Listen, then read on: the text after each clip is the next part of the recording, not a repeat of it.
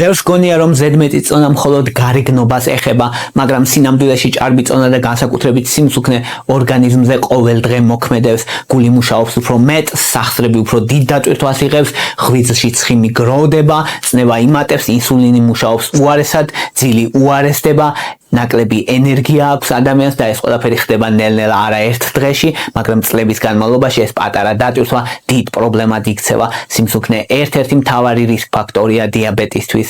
როცა სხეულში განსაკუთრებით მუცლის არეში ცხიმი გროვდება, ინსულინ რეზისტენტობა ვითარდება.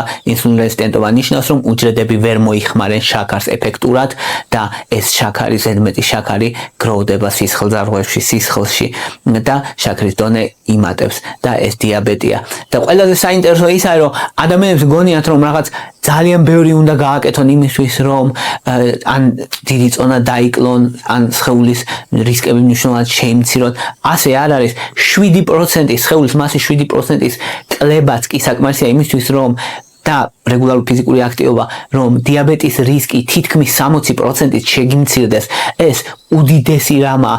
ეს ნიშნავს, რომ შენ არ მოგიწევს რაღაცა რადიკალური ცვლილებების განხორციელება, მცირე ცვლილებებითაც კი შეგიძლია რომ ჯანმრთელობა გაიუმჯობესო. ასევე წონა პირდაპირ კავშირშია წნევასთან.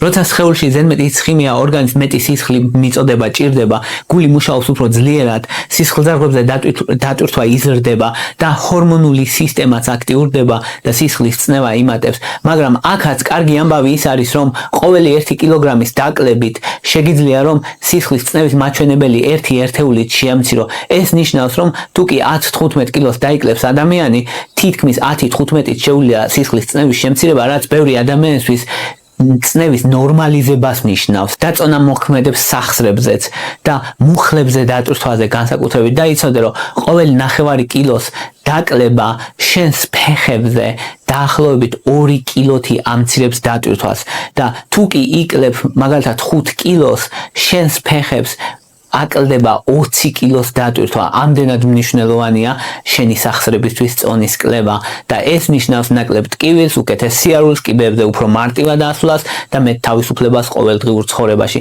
და სიმსუქნე მხოლოდ სახსრებს, წნევას და შაქარს არ ეხება.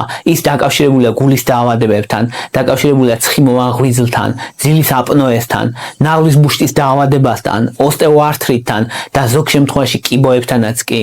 და კვლევებით დადგენილია, რომ ადამიანები უფრო მეტხანს ცოცხლობენ, როცა ჭარბი წონა არ აქვთ და ჭარბ წონას შეუძლია სიცოცხლის საშუალო ხანგრძლივობა დაახლოებით 5 წლით შეამციროს. და თუ კი ეს ჭარბი კილოგრამები სიმსუქნის მძიმე ფორმით არის გამოხატული, ადამიანის სიცოცხლის ხანგრძლივობა შეიძლება შემცირდეს 10 წლითაც კი. ამიტომ წონის კლება პირდაპირ დაკავშირებულია სიცოცხლის ხანგრძლივობასთან.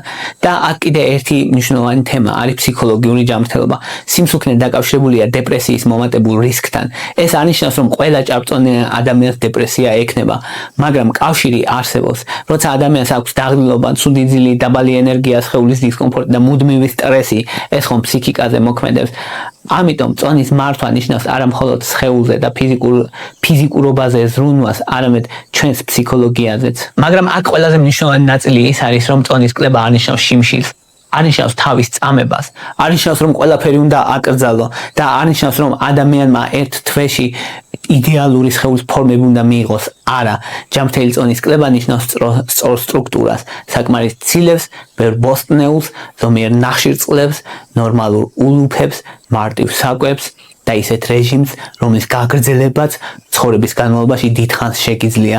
ანუ დიეტა არ არის ის მხოლოდ რომელსაც 3 ან 4 დღე გაუძლებ, არამედ ის უნდა შეიძლებოდეს, რომ შენი ცხოვრების თამდევი ყოველდღიური ცხოვრების წესი გახდეს. და რაც მთავარია, შედეგისთვის ყოველთვის არ არის საჭირო იდეალური ფორმა. ხშირად პირველი 5-10% წონის კლება ყველაზე მნიშვნელოვანია სამედიცინო კუთხით, ნელა, გონივრულად და შიმშილის გარეშე და ისეთი გზით, რომელთაც შენარჩუნებაც შესაძლებელია.